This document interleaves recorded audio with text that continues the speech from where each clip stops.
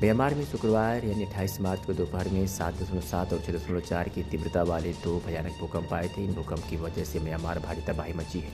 इससे अब तक तो 2000 से ज़्यादा लोगों की मौत हो चुकी है, जबकि हज़ारों की संख्या में लोग घायल हुए हैं।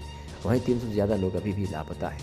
म्यांमार के इस भूकंप ने पड़ोसी देश थाईलैंड को भी अपनी चपेट में ले लिया। IIT कानपुर के साइंटिस्ट ने अब भारत में म्यांमार जैसे भूकंप की चेतावनी दी है।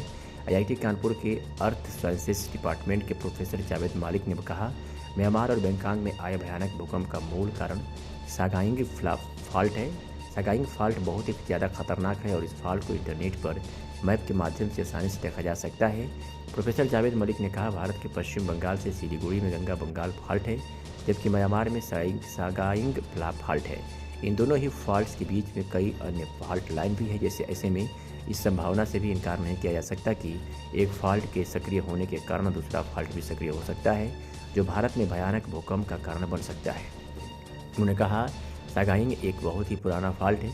उत्तर पूर्व का शीयर जोन अराकान से अंडमान और सुमात्रा तक के सब डक्सन जोन का एक भाग है। यहाँ तक सागाइंग फॉल्ट जमीन के ऊपर से दिखाई देता है। उन्होंने आगे बताया कि जापान और यूरोपीय एक्सपर्ट्स ने सागाइंग पर काम किया है। कई रिसर्च से यह भी पता चलता है कि यहाँ 150 से 200 साल में भूकंपों की आवृत्ति होती है, जिसका मतलब है कि इतने सालों में एक बार बड़ा भूकंप आता है। प्रोफेसर मलिक ने कहा, हमें भारत में किसी बड़े भूकंप का इंतजार नहीं करना चाहिए।